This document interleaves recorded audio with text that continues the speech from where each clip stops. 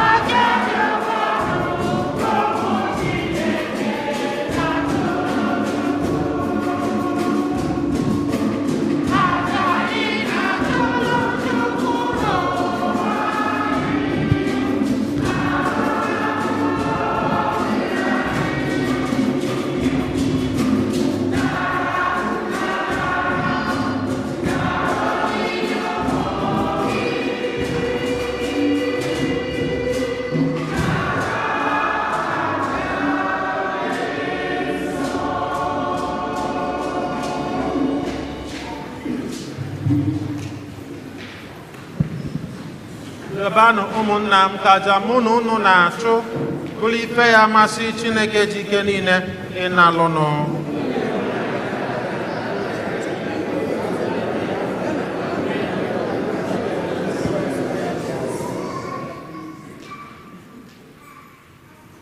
Having received the food of immortality, we ask, O Lord, that glorifying in obedience to the commands of Christ, the King of the universe, we may live with him eternally in his heavenly kingdom, who lives and reigns forever and ever. Onye nwe anyị nọnyela unu. Tolite n'obi enu. Ka anyị nụdụmenụ Chukwu anyị ekele. O kwesịrị ezi ya bụrụkwa ikpe ziri ezi na-asọ ndụ na anyị ga-enye gị ekele oge niile na ebe niile. O narị nsọ Chineke chi ike niile, onye dị ụwa so ụwa site na Kristi inwe anyị. Onye o jiri n'ihi ebere o nwere maka mmehie mmadụ kwere ka a mụọ ya na Virgin Maria. Ọ gbapụtara anyị na ọnwụ ebe ebe site n'ọnwụ ọ nwụrụ n'elu obe ya si na mbilite n'ọnwụ ya nye anyị ndụ ebe ebe. N'ihi nke a anyị na-eso igwe ndị mama niile nke eluigwe na-ekele oge niile na-asị nsọ nsọ nsọ osebụrụwa Chineke n'igwe ndị agha. Ebube gị jupụtara n'eluigwe na ala. Hosana n'elu kasị. Ọ dị ngọzi bụ onye bịa n'aha Onyenwe anyị. Hosana n'elu kasị.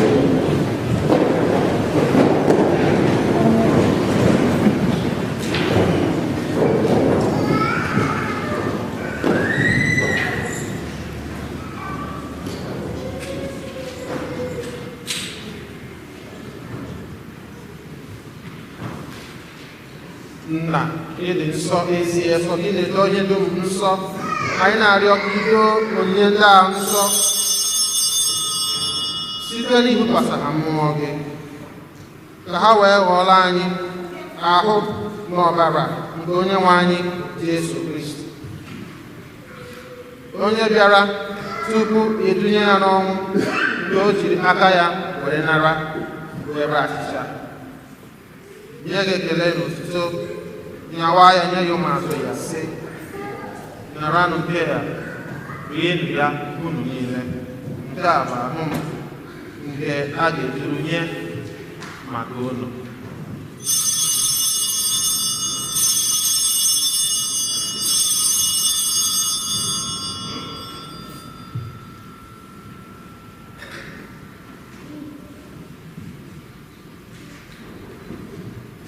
Otu ahụ kwa ka o si mee mgbe ha risiri nri anyasị, o buru iko mmanya, nyekwa gị ekele na otuto, bunye ya ụmụazụ ya sị, naranụ nke ya ma ọnụ ya unu niile. Nke a bụ iko nke ọbara m nke ọgbụgba ndụ ọhụrụ dị ebe ebe. A ga-agba ya n'ihi unu na n'ihi mmadụ niile ka e were gbaghara njọ. Na-emenụ nke a na ncheta nke.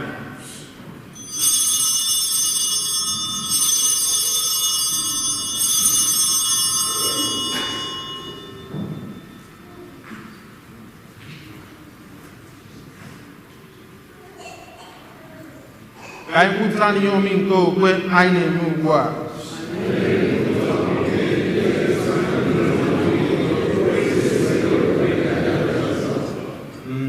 Na ncheta nke ọnwụ na mbilite n'ọnwụ nke nwa gị, anyị ebunye gị achịcha nke ndụ na iko nke nzọpụta. Anyị na-ekele gị n'ihi na ị kwere ka anyị dị mma ịkwụrụ n'ihu gị n'ebe gị. Anyị ji umeala rịọ ka anyị bụ ndị na-anata ahụ n'ọbara nke Kristi bụrụ otu site na njikọ nke mmụọ nsọ. Nna, cheta nzukọ gị gazuru ụwa niile, mee ka ịhụnanya gị jupụta ya. Gozie pope anyị bụ Francis na bishọp anyị bụ Jose na ndị okekọta gị niile. Chetakwa ụmụnne anyị ndị jiri okwukwe wee gaa n'ezumike nke ọnwụ. Kpọbata ha na ndị ọzọ niile nwụrụ anwụ n'ihe nke ebube gị. Biko mere anyị niile ebere ka anyị soro jee Virgin Maria dị ngọzi nne nke Chukwu na ndị apọstụl na ndị nsọ gị niile, ndị mere uche gị n'ụwa were keta ndụ ebe. Ka anyị sorokwa ha na-edo gị na-edo gị ebube site na Jesu Kristi nwa gị.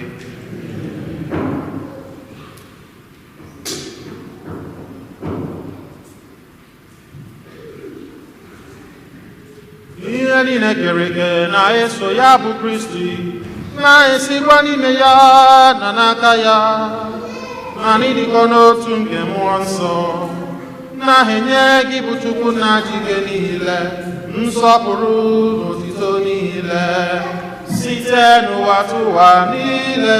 Hallelujah. Hallelujah.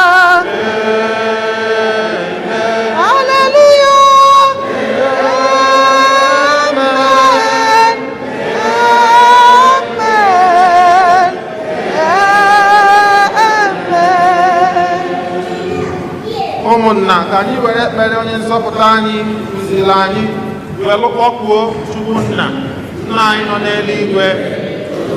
Afa gị ya ebuche ụwa esi ya n'eluigwe tata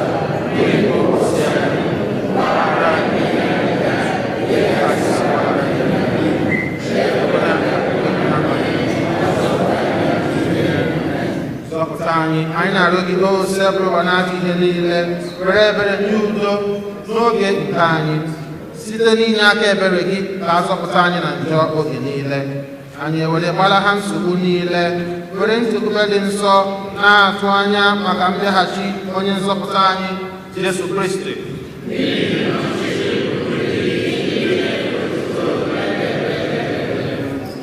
Onye nwe anyị Jesu Kristi, onye gwara ndị apọstụlụ gị, udo ka m na-ahapụla unu, udo nke m ka m na-enye unu. Elekwana anya na njọ anyị, kama lekwasị anya n'okwukwe nke nzukọ gị. Nye ya udo na ịdịkọ n'otu mgbe niile uche gị si chọọ, ịbụ onye dị ndụ na-achị ebe. Udo nke osebụla ụwa dịla unu mgbe niile. Ka anyị nyekọta n'onwe anyị ekele nke udo.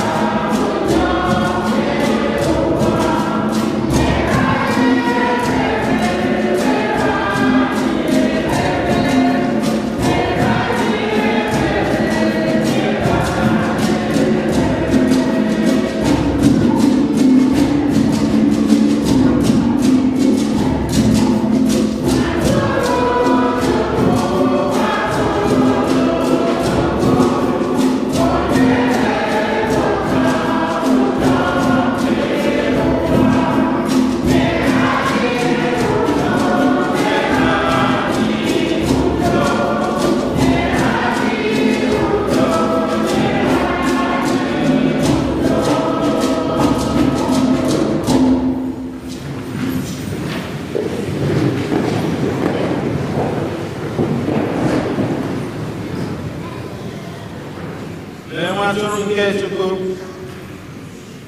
lee onye na-ekpochapụ njọ nke ụwa.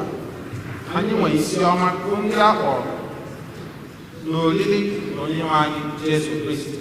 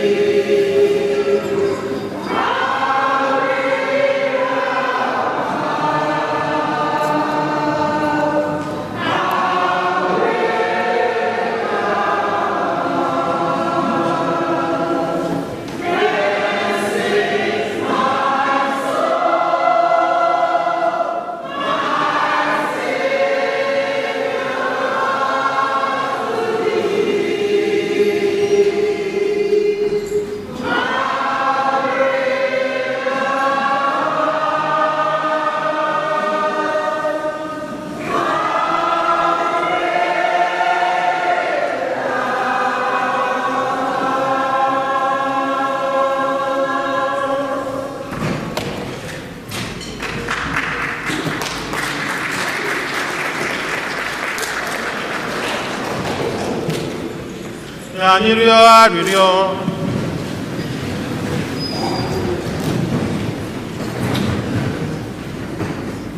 Having received the food of immortality, we ask you, O Lord, that glorified in obedience to the commands of Christ, the King of the universe, we may live with him eternally in his heavenly kingdom, for he lives and reigns forever and ever. Amen. You go kind of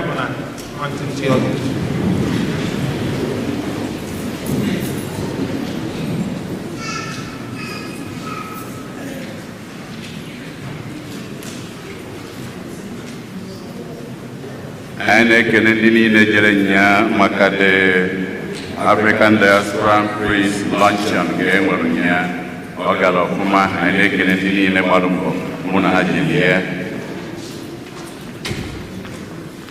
The Holy Spirit Charismatic Renewal the Mighty invite on November 30 Eba Noah Aga Eme what they call the annual love feast. Emergency Governor Hall, Wedina, and now your ID, Kariway, Western Avenue there. The name, the guys who the national ID, and we're here, Abu Bayad on board, he gave him with information. I got never known, December 17. Mwani nkera polo, Kaimalo, Arina Sato. Ikem dị na chi nwoke nke anyị mara ọkwa ya nke nne na nne ya anyị na ha na-anọ ebe a ọnkụrụ ya dị nke ọ nọ ebe a taata bụ Steve nwoke a ga-akara ya ụka etu a ka ihe a ga-esi n'ime na ya wee si wee lụ November 29 on Tuesday ka ọ ga-abụ a ga-enwe viewing ya na Douglas and Luna Way mortuary nke dị na Broadway na Horton City of Horton. Ebe ahụ ka ọ ga-abụ the viewing bụ from 2 p.m. to 5 p.m. I guess eme ọ bụla enweghị flyer na board a ga-etinye flyer ya na board. Oluzie 7 p.m. ụbọchị anwa na Tuesday anwa 11/29/22 ebe a karịa ụka ebe a Tuesday evening November 29. Akasi ụka chiefo Wednesday 10 a.m. a ga-enwe funeral mass na the mortuary ma interment ebe a ga-enye bụ na Holy Cross Cemetery 1 p.m. ka ọ ga-abụ ebe anwa.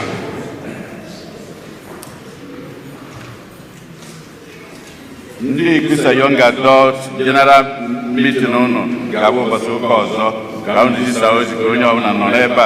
Ụbọchị ahụ unu ga-enwekwa guest speaker ọ ga-abụ 4 p.m. ka a ga-eji were ihe.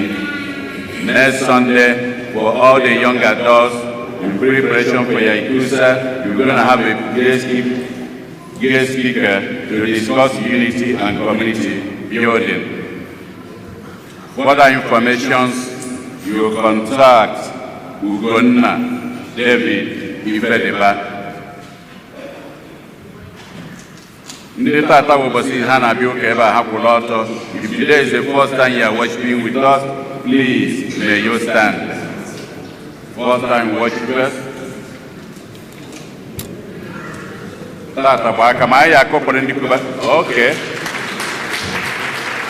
Anaghị ekunine. Anyị na-ekene ha. We welcome you anytime you are around here. Please worship with us. Come back and worship with us.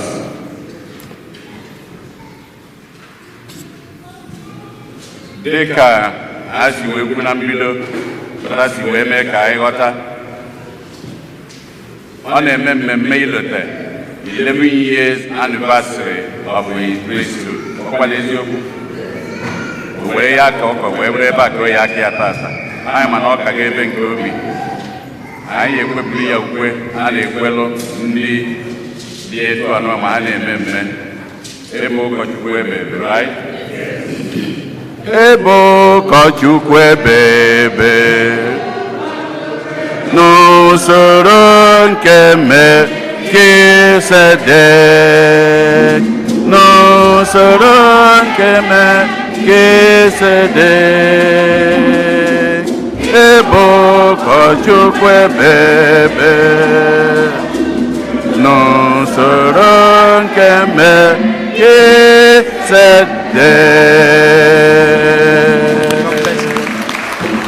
Thank you. Father, anyị na-asị gị congratulations. Ọ ka bụ mbido ka ị na-ebido. Chukwu ya na-akwado gị, anyị na-ekpere gị ekpere n'arọ ọzọ etu a ka o esi na-aga na ya rugo ọgụ arọ na ise jirikwa gị na-aga wetara ike na ihe eji atụ ndụ mmanụ rugo ọgụ arọ na abụọ na iri 50 years anniversary. Ọtụtụ n'ime anyị ya nọkwa na-ekene gị ka anyị kụpụrụ na ya aka.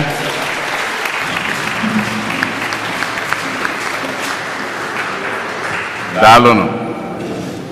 Biko ka anyị kelee Rosa Ikebụdụ maka ọ na-arụla anyị ọrụ dị mma. God bless you. I'll make an etugo. Agbara m mbọ for the first time I gbasa ụka before 1:30. So my new priestly resolution. We're na-ekene unu niile, all of you, for your prayers. Eziokwu na ndị mpikiri ndị ọlụ today. NGP on them. He come yesterday. I'm going to offer on all look and home and food. They send dream gift. On all. Even on the Nugubai, I know better more that. So,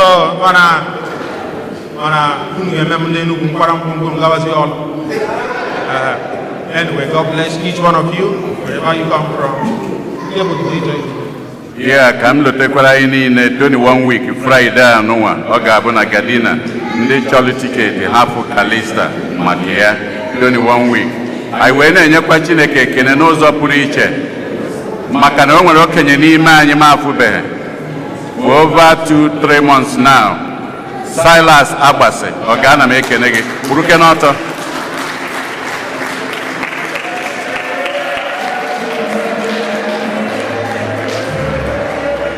Ihe nje kpalite ya bụ enwere ihe ọzọ. Onweghị onye ụka anụnwa na-atọ ụtọ ihe ọ na-atọ ya. And emekọ n'ọkwa m ọsọ ọkwa aka na aka m si ya na anyị na-elote gị n'ekpere ka anyị kụpụkwa na ya aka ọzọ.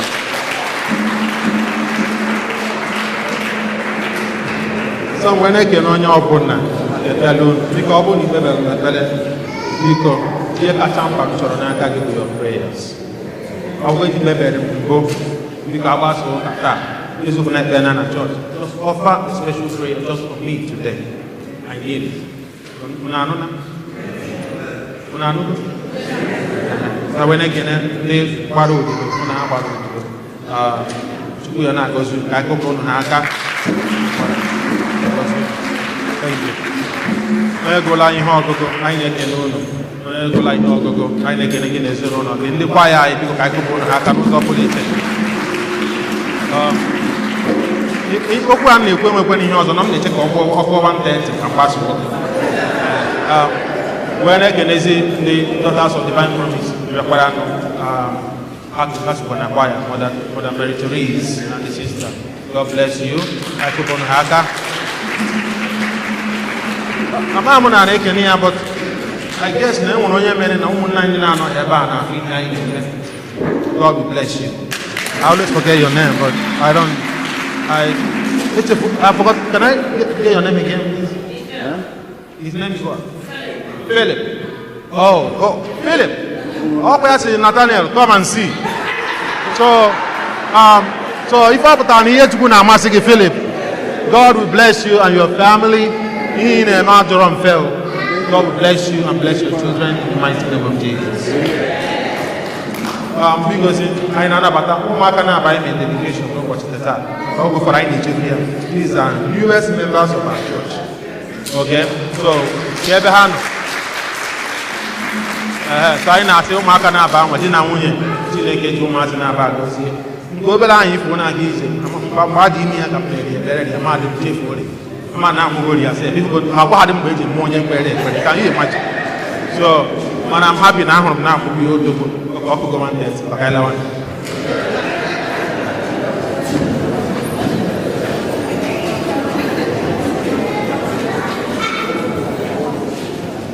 onye nwe anyị nọnyela unu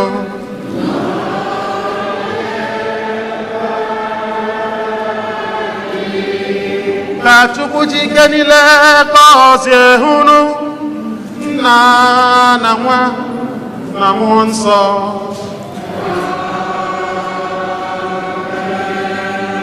lawanụ kwusawa ozi ọma